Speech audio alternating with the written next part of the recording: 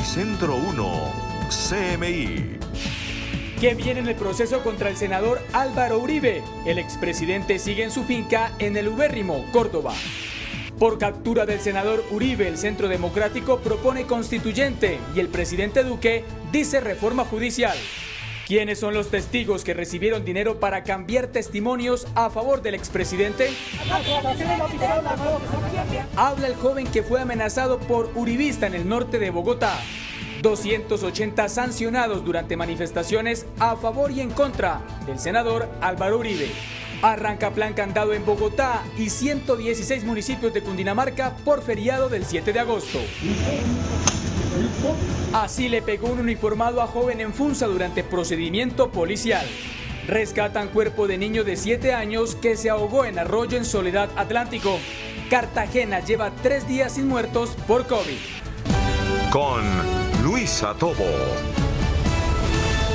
Muy buenos días, bienvenidos a Noticentro 1 CMI. El senador Álvaro Uribe pasó su primera noche en prisión domiciliaria en la finca El Ubérrimo en Córdoba. Hoy la Corte Suprema de Justicia define si el expresidente seguirá en este lugar o tendrá otro sitio de detención preventiva. Omar Jaimes está precisamente en la sede de la Corte Suprema en el norte de Bogotá. Omar, ¿qué viene en este proceso para el senador Álvaro Uribe?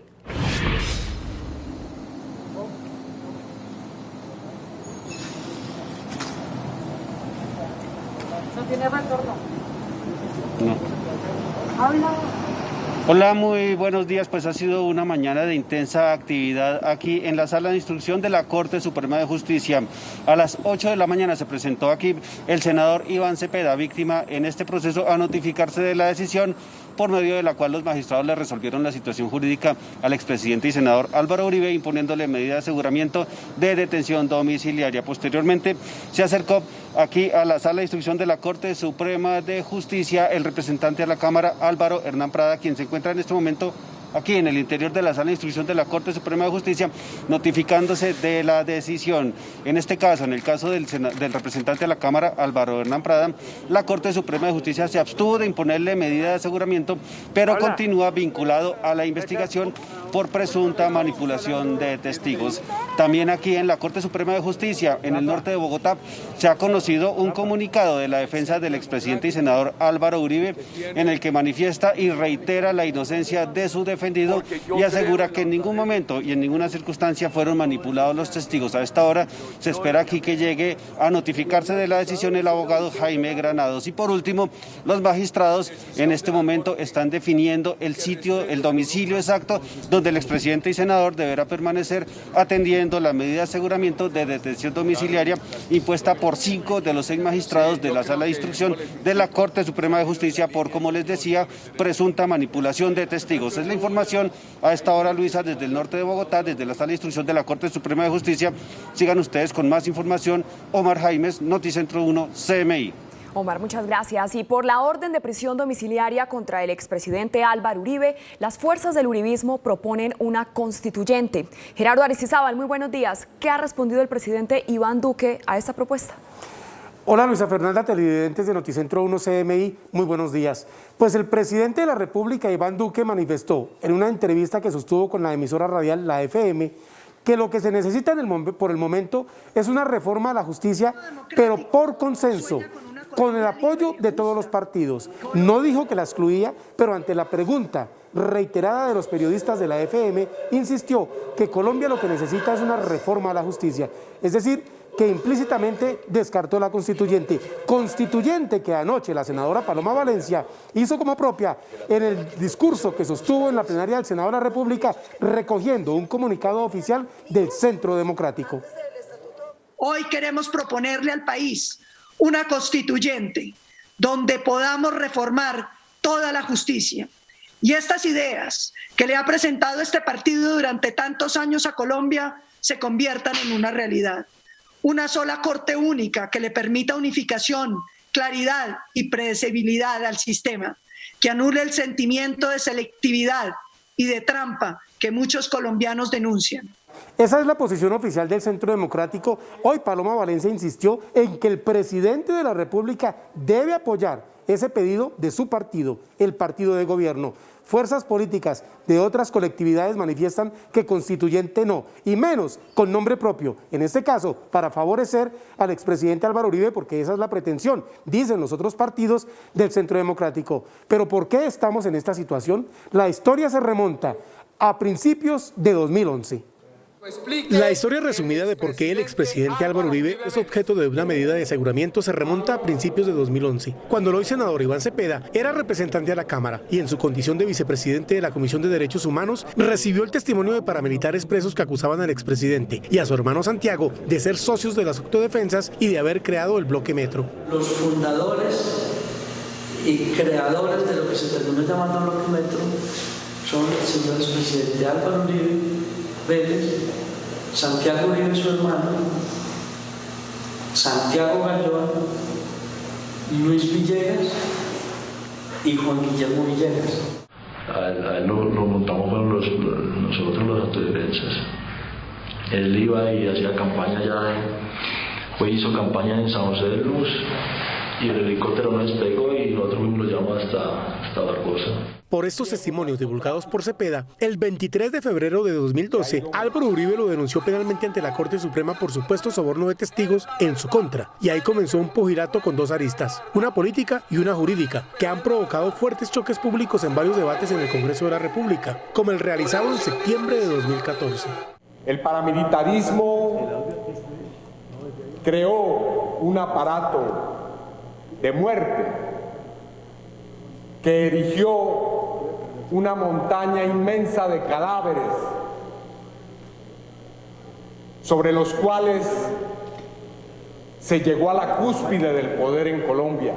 Que me retiro transitoriamente para dirigirme a la Corte Suprema de Justicia, a radicar pruebas probatorias de la mayor importancia en relación con este nuevo evento difamatorio promovido por el grupo terrorista La FARC, sus aliados de siempre, los paramilitares, sus nuevos secuaces, sus antiguas víctimas, publicitado por Telesur y Canal Capital, medios de comunicación serviles del terrorismo.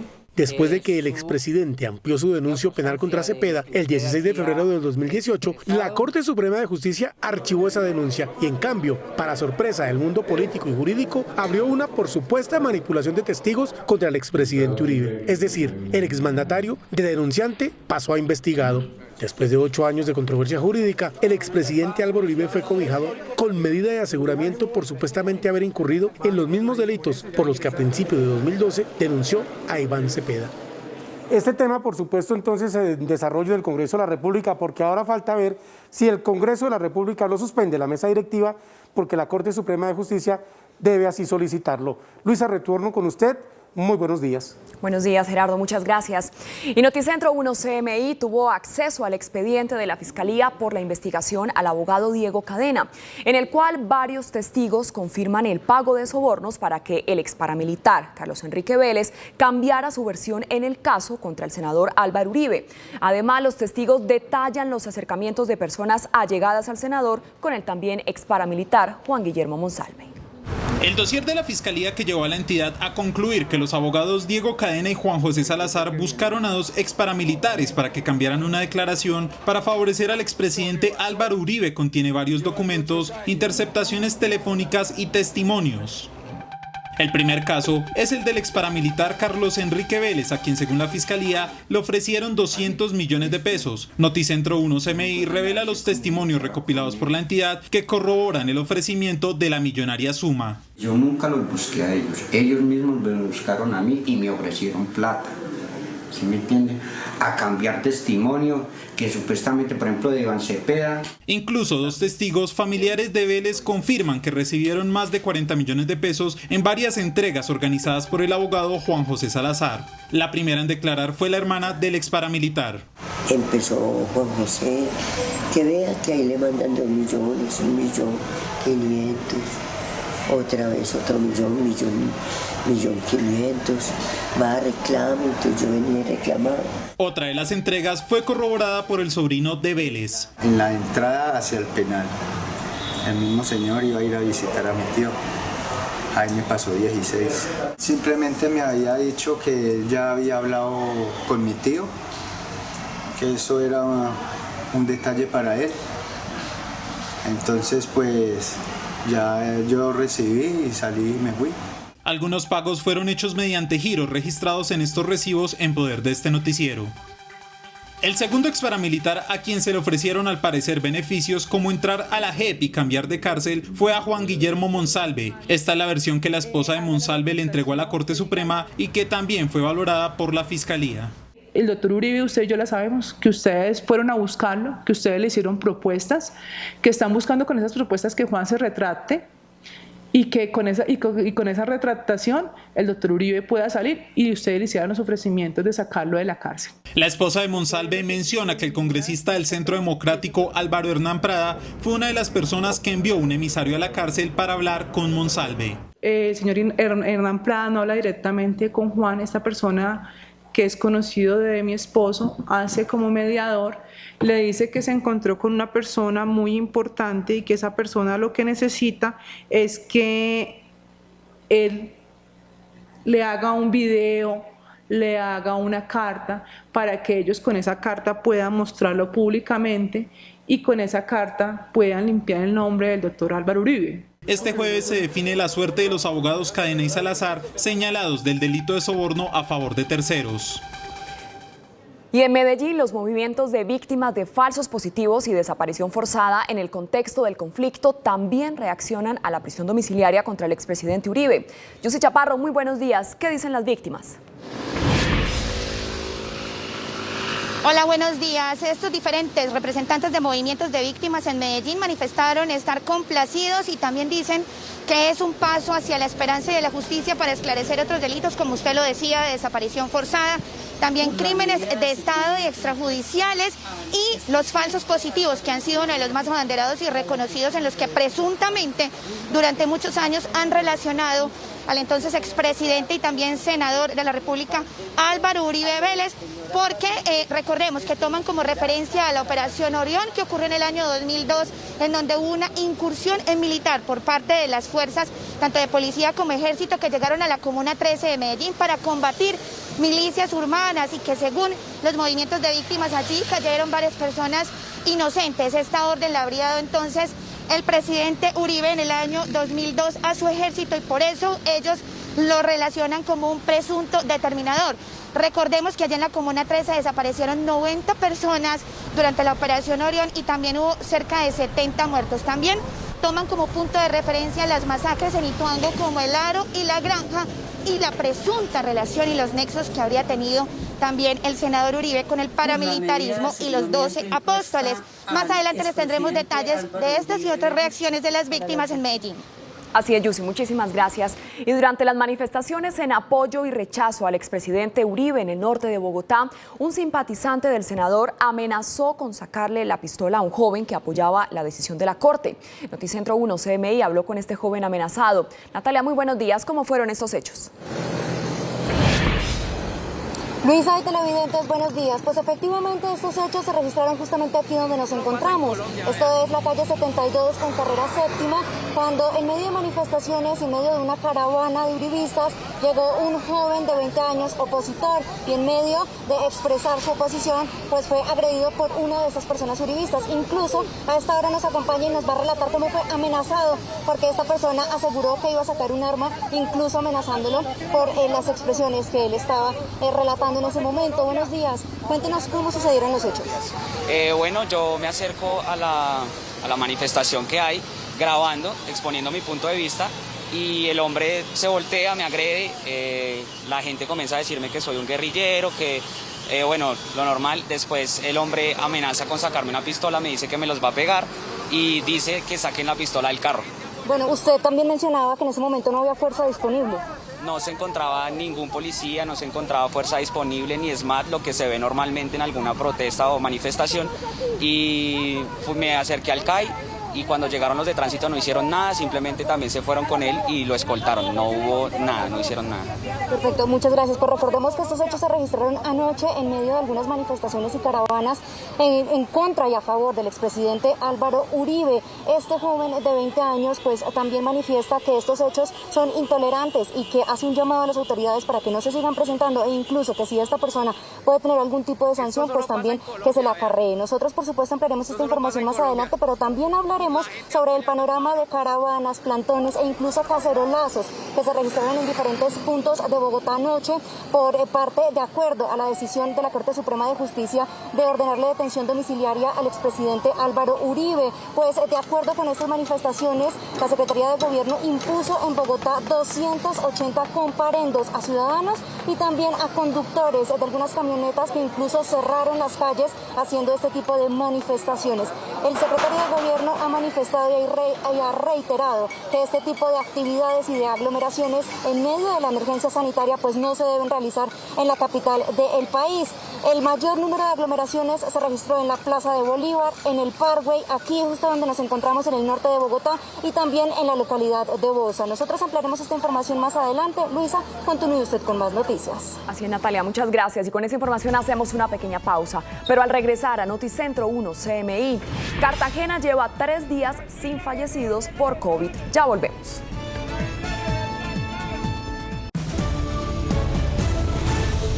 Seguimos en Noticentro 1 CMI. Desde hoy y durante todo el fin de semana estará activado el denominado Plan Candado en todo el departamento de Cundinamarca. La policía aumentará los controles en las principales salidas de la capital para prevenir paseos clandestinos. Stick, muy buenos días. ¿A qué hora inicia esa restricción vehicular?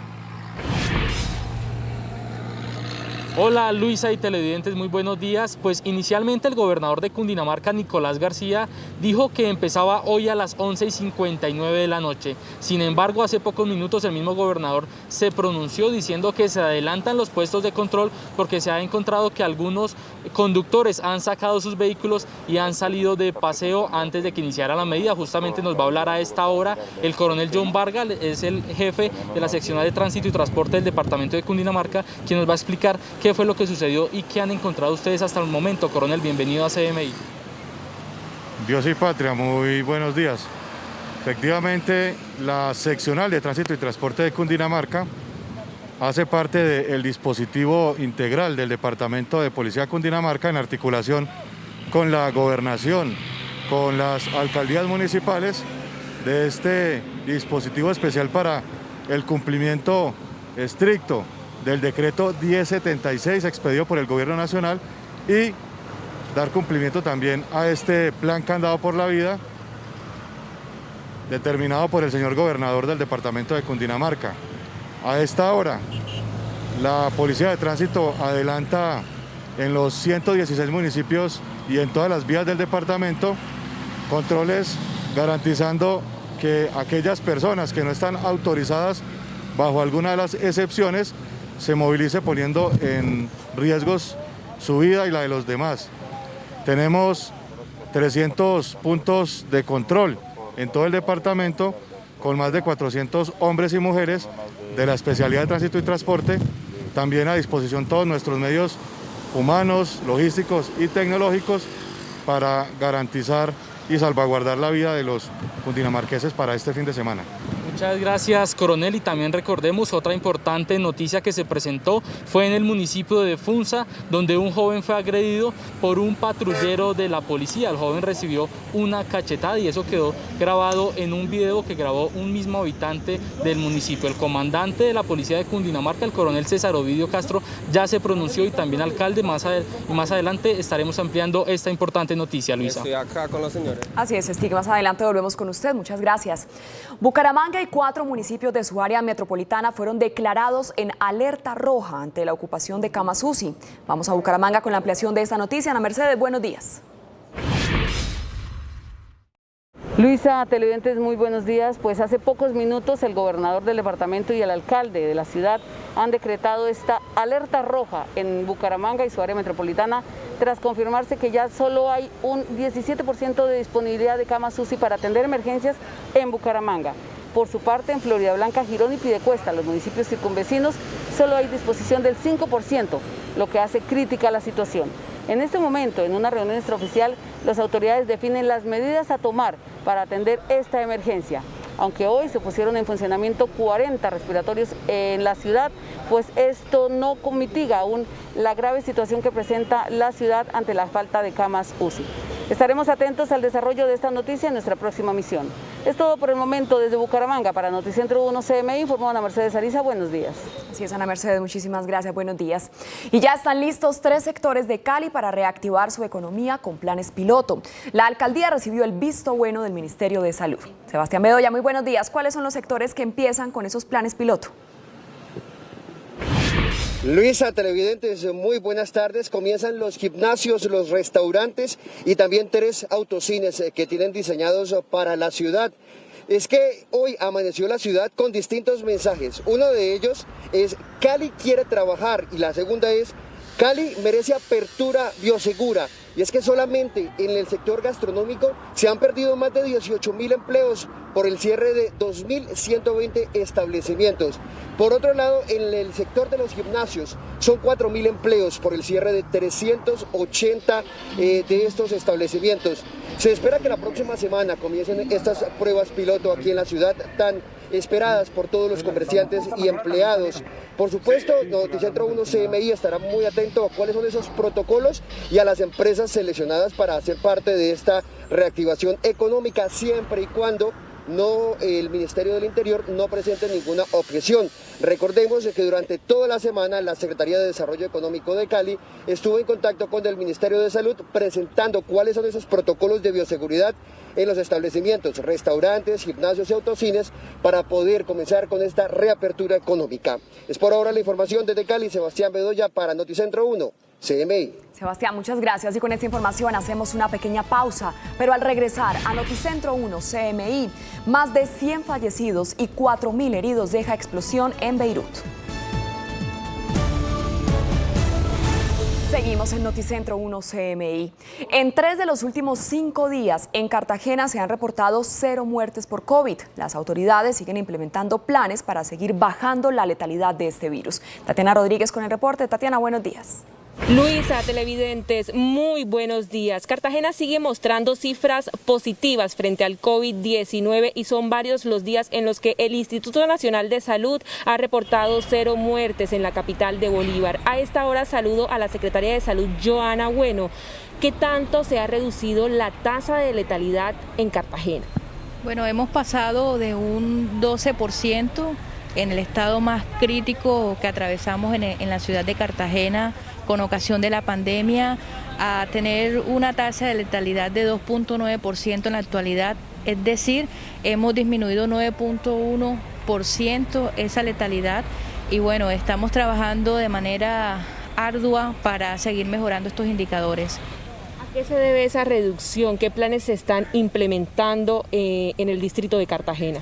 Una vez se estructuró un plan de acción enfocado en la vigilancia epidemiológica, sobre todo en la protección de la población en riesgo, la población mayor de 60 años con comorbilidades. Se intensificó la vigilancia epidemiológica en esta población y para evitar de que esta población llegara hasta las unidades de cuidados intensivos a través de la atención domiciliaria oportuna. ¿Qué nuevos planes se van a implementar para que Cartagena siga así mejorando estas cifras por COVID-19? Bueno, a partir del mes del día 10 de agosto se va a modificar o se va a cambiar la estrategia que se viene realizando en este momento de los tamizajes en cada uno de los barrios con pruebas PCR. Se van a destinar exclusivamente para los pacientes hospitalizados y para los pacientes con riesgo alto. Y la población pues a la cual se le va a realizar tamizaje va a ser a través de pruebas rápidas. Muchísimas gracias a la Secretaria de Salud. Es por el momento la información desde Cartagena. Más adelante ampliaremos esta noticia. Beirut sufre los estragos de las explosiones de ayer. El 85% de los granos del Líbano estaban almacenados en el puerto, que quedó destruido y solo quedan reservas para menos de un mes. De otra parte, por el coronavirus, el mundo ya perdió más de 700.000 vidas. Las noticias del mundo en Noticentro 1 CMI. Beirut, declarada zona de desastre, está de luto. Más de 100 personas murieron y más de 4.000 resultaron heridas en las 2 enormes explosiones ocurridas en el puerto que devastaron barrios enteros de la ciudad. Las imágenes aéreas de la catástrofe muestran la gravedad de los daños causados por las detonaciones. 3.000 personas se quedaron sin hogar y los daños materiales ascienden entre 3.000 y 5.000 millones de dólares. El estallido destruyó el principal silo de granos del Líbano, dejando a la nación con reservas de grano tan escasas que podrían durarle menos de un mes al país. Además, el puerto, la principal entrada para las importaciones de alimentos, también quedó inhabilitado. Cientos de rescatistas continúan a esta hora las labores de búsqueda de las más de 100 personas desaparecidas.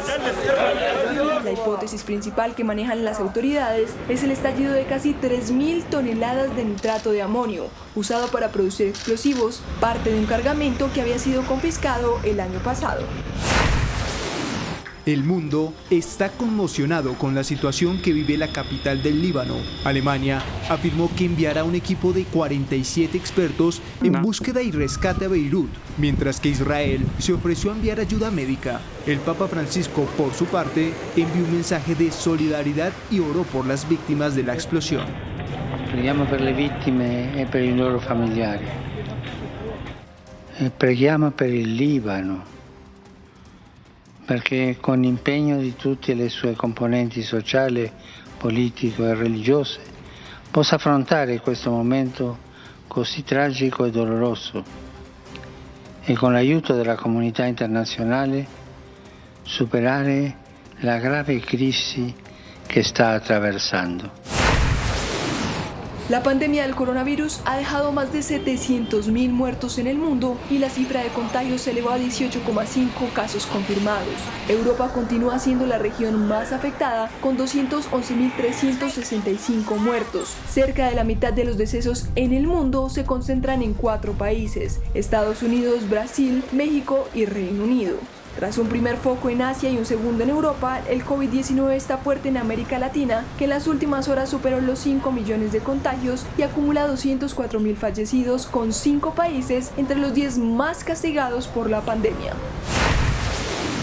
La tormenta tropical Isaías avanza por la costa este de Estados Unidos, azotando con fuertes vientos y lluvias y dejando al menos 2 muertos, más de 1 millón de hogares sin electricidad, árboles y techos caídos. En Nueva Jersey se declaró el estado de emergencia antes de la llegada de Isaías, mientras se instaba a los residentes a permanecer en sus hogares debido a una amenaza de tornado.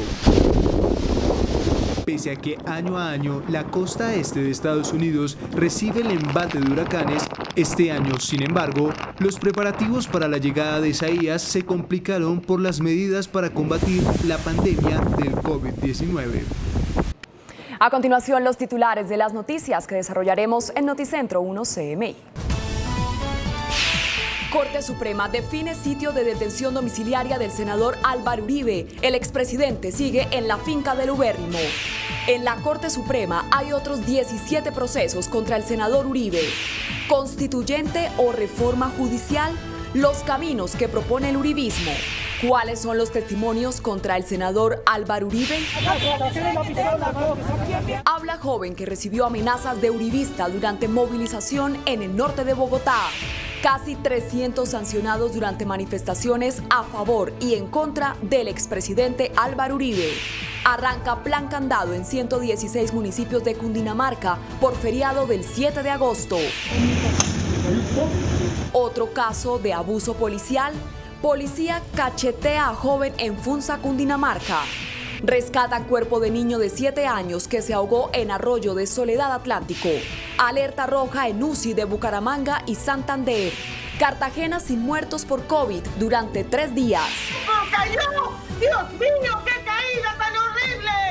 Impresionante caída en la llegada de la primera etapa del Tour de Polonia. Varios ciclistas involucrados con heridas de consideración. Con Luisa Tobo. Seguimos en Noticentro 1 CMI. Gracias por seguir con nosotros. Hoy la Corte Suprema de Justicia define el sitio de prisión domiciliaria donde deberá permanecer el expresidente Álvaro Uribe mientras avanza el proceso judicial. A la sede de la Corte llegó el senador Iván Cepeda y el congresista Álvaro Hernán Prada. Omar Jaime sigue en la sede de la Corte en el norte de Bogotá. Omar, ¿qué viene en este proceso del ex senador Uribe?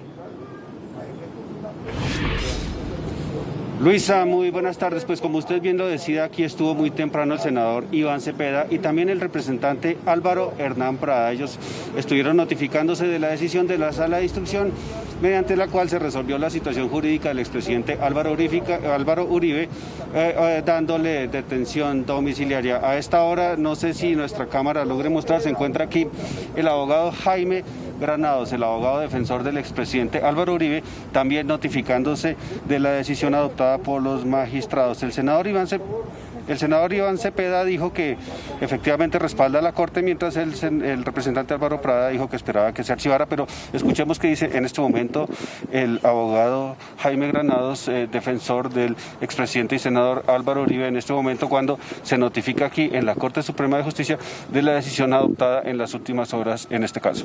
La carta, adicionalmente, nunca llegó a manos del abogado Cadena, ni del presidente Uribe, ni fue presentada ante la Corte. Ninguna inducción a error hubo, ni podía haber. El presidente Uribe tampoco buscó ni instrumentalizó al representante Álvaro Hernán Prada, dado para que buscara sobornar a Monsalve. Ante una llamada del representante Prada con ocasión de información suministrada por terceros. Entonces son las declaraciones de Jaime Granados, el abogado defensor del expresidente Álvaro Uribe. También, como les decíamos, muy temprano estuvo aquí el senador Iván Cepeda notificándose. Él es la víctima en este proceso y posteriormente lo hizo el representante Álvaro Hernán Prada, quien ha manifestado que él cree que en su caso la Corte archivará la investigación. Aquí no ha habido ni siquiera esa complicidad de la que se mencionó y esperamos que la Administración de Justicia resuelva jurídicamente mi situación con una preclusión en mi favor. Y precisamente hemos consultado hoy temprano a varios abogados penalistas quienes han explicado qué caminos, cuáles recursos puede seguir en este momento la defensa del expresidente y senador Álvaro Uribe contra la decisión de la Corte de dictar en su contra medida de aseguramiento de detención domiciliaria. Según abogados penalistas, el expresidente y senador Álvaro Uribe Vélez tiene la posibilidad de presentar un recurso de reposición ante la misma Sala de Instrucción de la Corte Suprema de Justicia, solicitando que se reconsidere la medida de aseguramiento de detención domiciliaria. La defensa puede presentar un recurso ante los mismos magistrados que dictaminaron la detención para que reconsideren su postura. La defensa del senador Uribe Vélez, de acuerdo con penalistas consultados, también podría radicar ante la Corte Suprema de Justicia una solicitud de revocatoria de la medida de aseguramiento. Aunque no importa el recurso legal que se decida, la Sala de Instrucción continuará con la investigación por soborno a testigo en actuación penal y fraude procesal. A la Sala de Instrucción le corresponde seguir adelantando toda la investigación, recaudando pruebas para efectos de determinar o la preclusión de la investigación, quiere decir su archivo, o seguir adelante para conducir eventualmente al expresidente Uribe a su juzgamiento ante la Sala de Primera Instancia de la Corte Suprema de Justicia. A esta hora, justamente, la Sala de Instrucción de la Corte Suprema de Justicia, de la mano de la defensa del expresidente y senador Álvaro Uribe Vélez, define el domicilio exacto donde permanecerá detenido en acatamiento a la medida de aseguramiento. El sitio exacto, pues, del domicilio donde el expresidente y senador pasará la detención domiciliaria que ordenó la Corte Suprema de Justicia, se está decidiendo en este momento tras haber escuchado al abogado Jaime Granados, quien, como les decíamos, se encuentra aquí en la Corte Suprema de Justicia notificándose de la decisión en contra de su defendido. Los dejamos, pues, con las imágenes de lo que sucede a esta hora aquí en el norte de Bogotá, en la Sala de Instrucción de la Corte Suprema de Justicia, donde ayer se impuso medida de aseguramiento de detención domiciliaria domiciliaria al expresidente y senador Álvaro Uribe Vélez por presunta manipulación de testigos. Información a esta hora desde el norte de Bogotá. Omar Jaimes, Noticentro 1 CMI. Muy buenas tardes. Omar, muchas gracias. Buenas tardes. Y tras la orden de prisión domiciliaria que emitió la Corte Suprema contra el senador Álvaro Uribe, los congresistas del Centro Democrático, liderados por la senadora Paloma Valencia, proponen una constituyente. Y el presidente Iván Duque habla de una reforma judicial. Y es que el partido de gobierno, que tiene 19 senadores, insiste en una Asamblea Nacional Constituyente, donde podamos reformar toda la justicia. Y estas ideas que le ha presentado este partido durante tantos años a Colombia se conviertan en una realidad. Una sola corte única que le permita unificación, claridad y predecibilidad al sistema. Pero el presidente Iván Duque dijo que debe haber una reforma a la justicia por consenso. Lo que hay que buscar acá no es una visión unilateral, sino que como hay un consenso de las fuerzas políticas para que haya esa reforma a la justicia, lo que necesitamos es rápidamente mirar cuáles son los componentes de la misma, presentarla con velocidad y que Colombia pueda tener la certeza, sobre todo, de que en este país habrá verdad, justicia, reparación y no repetición. Sin embargo, el vocero del Centro Democrático acaba de enviar una declaración en la cual insiste ese partido en la constituyente. Por una preocupación que nos muestran los ciudadanos, nosotros creemos que se debe hacer una reforma a la justicia y para ello deberíamos poner en la discusión pública una constituyente. Constituyente que es rechazada por otras colectividades. El Partido Verde rechaza todos los llamados a constituyente. Cuando las FARC desde La Habana insistieron en una constituyente, dijimos no, tajante y radicalmente. Hoy reiteramos esa misma posición. No es el momento de hacer una constituyente y mucho menos para satisfacer las necesidades personales o de un partido político. El pulso político apenas comienza. Noticia en desarrollo en CMI. Y vamos a esta hora a la finca El Ubérrimo en Montería, Córdoba, donde permanece el senador Álvaro Uribe. Luz Marina Rodríguez está en el lugar. Luz Marina, ¿qué está pasando a esta hora? Buenas tardes, Luisa. Efectivamente, la expectativa aquí en la finca del Ubérrimo del expresidente Álvaro Uribe Vélez, la expectativa es total. Durante toda la mañana se han visto movimientos de automóviles, movimiento de ambulancias, porque al parecer el expresidente Álvaro Uribe Vélez tiene quebrantos de salud. Se espera que en cualquier momento haya una voz oficial que confirme qué es lo que le ocurre al expresidente. Por el momento, la seguridad está a cargo de la policía y del ejército. No se permite la pasada de personas particulares. Además, en este sitio pues hay una restricción total para quienes llegan a esta finca. Eso es todo desde acá, desde la finca del Ubérrimo, que está ubicada en el corregimiento del Sabanal, municipio de Montería. Luz Marina, muchísimas gracias. Y representantes de víctimas de falsos positivos y desapariciones forzadas esperan que contra el expresidente Uribe avancen otros procesos judiciales que hay en su contra. Yossi, muy buenas tardes. ¿Qué más dicen las víctimas? Hola Luisa, estos representantes de diferentes movimientos de víctimas en Antioquia sienten que es algo positivo y que se abre una esperanza. Sería un paso para hacer justicia en otros delitos que aún no se han esclarecido y en los que presuntamente estaría relacionado el expresidente y senador Álvaro Uribe. Carol Vanessa, de 17 años, desapareció en la Comuna 13 de Medellín en el año 2002 durante la Operación Orión, en la que un grupo de militares del ejército, por orden del entonces presidente Álvaro Uribe, entró a la zona a combatir milicias urbanas. Su madre Margarita, 18 años después, aún no tiene la verdad, pero siente que con la detención domiciliaria del senador Uribe se abre una esperanza para esclarecer su caso. Es una esperanza para las víctimas a recuperar esa esperanza que aún teníamos perdida, debido a que aquí no se veía la justicia. Aunque no está por los procesos que nosotros necesitamos que lo judicialicen, como es la desaparición forzada, los falsos positivos y las operaciones militares en la Comuna 13. Como Margarita, representantes de movimientos de víctimas ven como algo positivo la decisión de la Corte sobre el expresidente Uribe para que también se haga justicia en otros casos como falsos positivos y masacres en Antioquia, en la que lo señalan como presunto determinador. Expresamos nuestra alegría por la medida de aseguramiento impuesta al expresidente Álvaro Uribe Vélez, por los delitos de soborno a testigos y fraude procesal.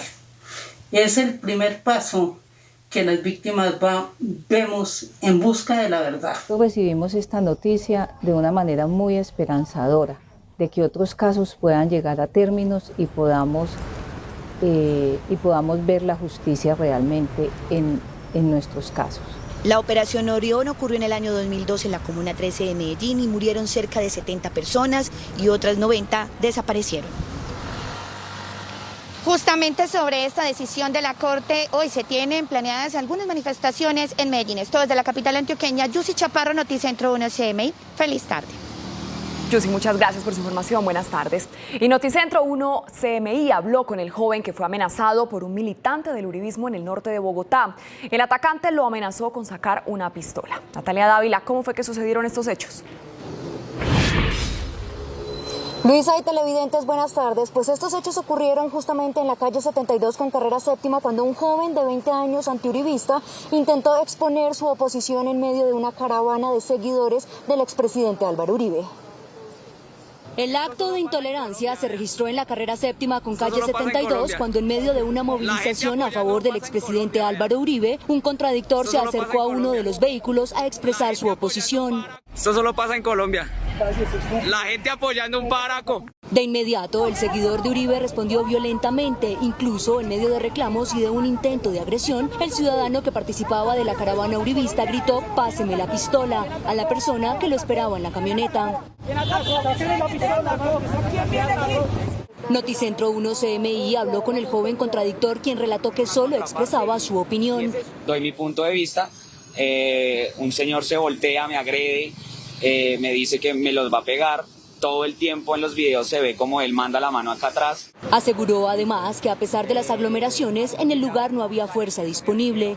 En el momento no había fuerza disponible, no había seguridad, nada. Nadie estaba para yo decirle, nada, me tocó ir al CAI, el hombre alcanzó a golpearme. El joven pide que se indaguen los hechos y que el hombre que lo amenazó sea sancionado. Y en más de 6 puntos de Bogotá se registraron marchas, movilizaciones, plantones e incluso cacerolazos a favor y en contra de la detención domiciliaria del expresidente Álvaro Uribe. Por estos hechos en Bogotá se impusieron 280 comparendos. Marchas, plantones y caravanas en contra y a favor de la medida tomada por la Corte Suprema de Justicia que ordenó la detención domiciliaria del expresidente Álvaro Uribe se registraron durante la noche de este martes 4 de agosto en Bogotá. A pesar de las restricciones y del llamado de las autoridades a no generar este tipo de actividades, los ciudadanos se concentraron en diferentes puntos de la ciudad. La Plaza de Bolívar, el Parkway, la localidad de Bosa y la carrera séptima con calle 72 fueron las zonas en donde más hubo aglomeración. Nuestro llamado a toda la ciudadanía es a que recordemos que ahora nuestra única prioridad es proteger la vida en medio del pico de la pandemia de coronavirus en Bogotá. No hay ninguna marcha ni protesta que pueda cambiar el rumbo de un proceso judicial. Por estos hechos fueron impuestos 280 comparendos a ciudadanos y a conductores que cerraron calles en medio de las manifestaciones. En todas ellas se impusieron comparendos a las personas que estaban infringiendo medidas sanitarias y fotocomparendos a los vehículos que se desplazaban sin una justificación. Dentro de los fotocomparendos, algunas camionetas de políticos también fueron blanco. El llamado de las autoridades es a no generar este tipo de actividades en medio de la emergencia sanitaria y también el llamado es que a las personas que las propicien pues se les seguirá aplicando sanciones. Es por el momento la información que registramos desde el norte de Bogotá. Natalia Dávila en Noticentro 1 CMI. Natalia, muchas gracias por su información y hacemos una pequeña pausa, pero al regresar a Noticentro 1 CMI encuentran el cuerpo del niño que se ahogó en Arroyo, en Soledad Atlántico. Ya volvemos. Seguimos en Noticentro 1 CMI. Empezó el plan candado en 116 municipios de Cundinamarca por la gran cantidad de carros que están saliendo de la capital a pesar de las restricciones. Stig, muy buenas tardes. ¿Cómo está funcionando el plan candado? Hola Luisa y televidentes, ya inició el plan candado y ya son más de 30 los conductores sancionados para este puente festivo, donde más de 30 policías estarán vigilando las salidas en Bogotá. Este es el panorama en la vía Bogotá-Anapoima, una larga de vehículos que han salido de viaje ante el anuncio del gobernador de implementar desde hoy el denominado Plan Candado. Viendo un montón de irresponsables que salen desde Bogotá, entendiendo que nuestro decreto de restricción de vías comienza a partir de la medianoche, comienzan a salirse antes, creyendo que con eso nos hacen únicamente un gran daño a nosotros los cundinamarqueses. Claro que nos lo hacen con la posibilidad del contagio, pero también se lo hacen a ellos mismos. Nicolás García, gobernador de Cundinamarca, hizo un llamado a los ciudadanos de la capital del país para que cumplan con el aislamiento y no salgan de viaje durante este próximo puente festivo. Estamos en las semanas más críticas de Bogotá y eso tiene una ola y una repercusión en Cundinamarca. Por eso le hemos dado instrucción a la policía para que desde ese punto y desde los otros puntos previstos inicialmente desde mañana puedan desde este momento estar en el territorio devolviendo e inmovilizando vehículos. La Policía de Tránsito y Transporte aseguró que ya inició la instalación de puestos de control para hacer cumplir la medida. Tenemos 300 puntos de control en todo el departamento con más de 400 hombres y mujeres de la especialidad de Tránsito y Transporte, también a disposición todos nuestros medios humanos, logísticos y tecnológicos para garantizar y salvaguardar la vida de los cundinamarqueses para este fin de semana. Municipios como Mosquera y Madrid ya confirmaron que tendrán cuarentena estricta durante el puente festivo de este jueves. La vía Bogotá-Girardot ha sido donde más se ha sorprendido a algunos conductores queriendo salir de paseo. En otra importante noticia, ya se abrió una investigación contra el policía, un patrullero que cacheteó a un joven en el municipio de Funza.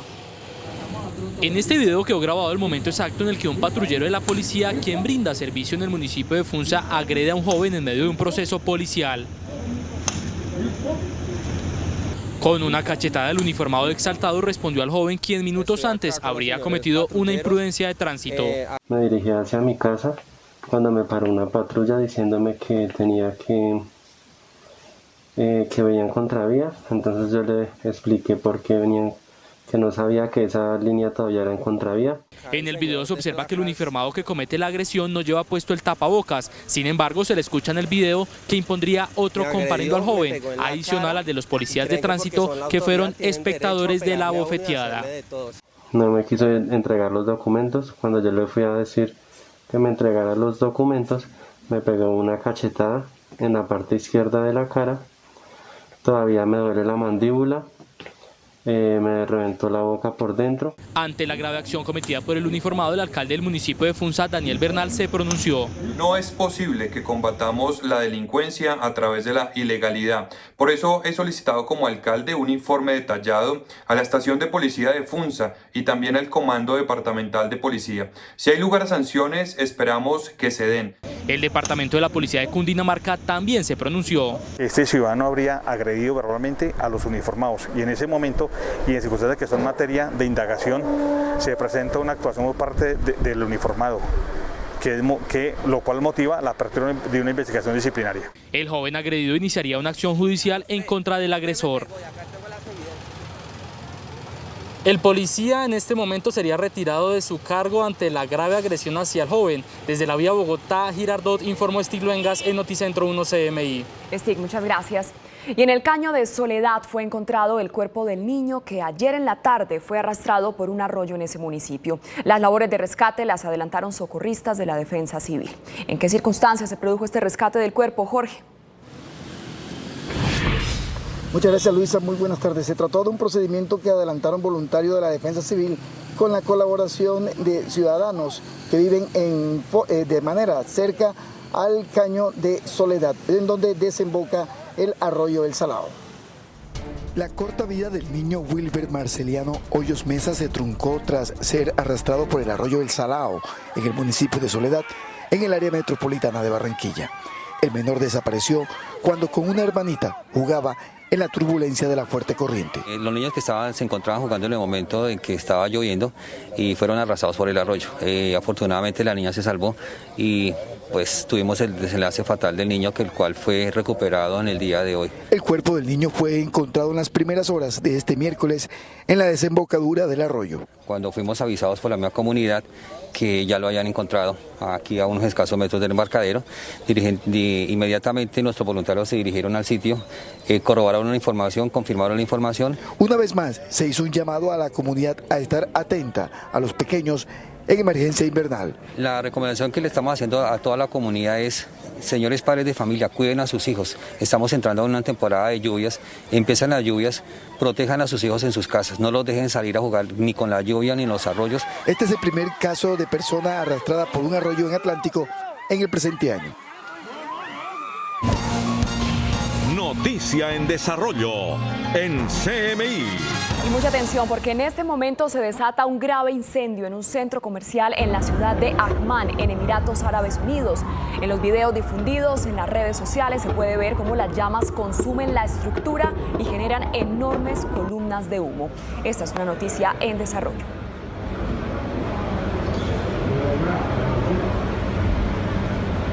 Hacemos una breve pausa y al regresar a Noticentro 1 CMI, Cartagena lleva 3 días sin fallecidos por COVID.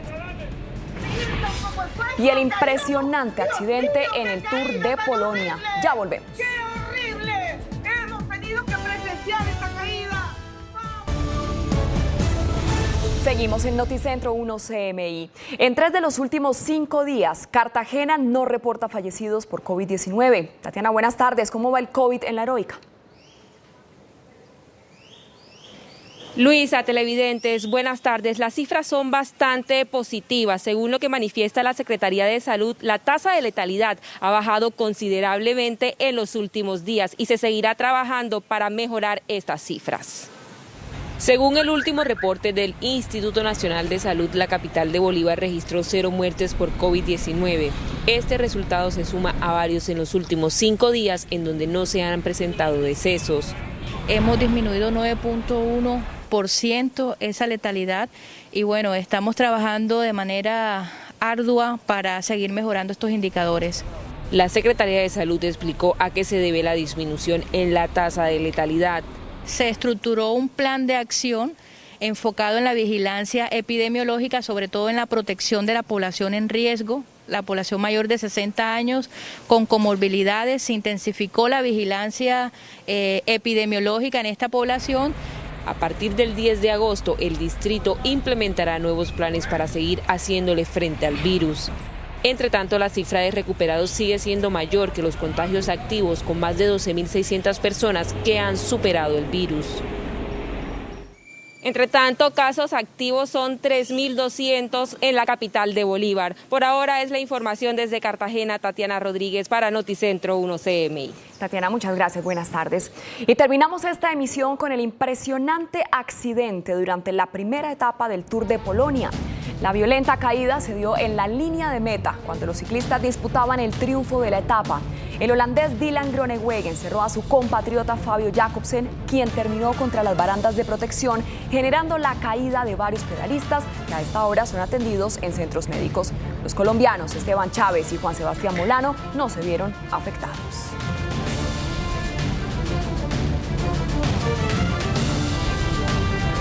Hasta aquí Noticentro 1 CMI. No se pierda a continuación La Señora Facilet y sus hijas y a las 9:30 de la noche, una nueva emisión de noticias. ¡Feliz tarde!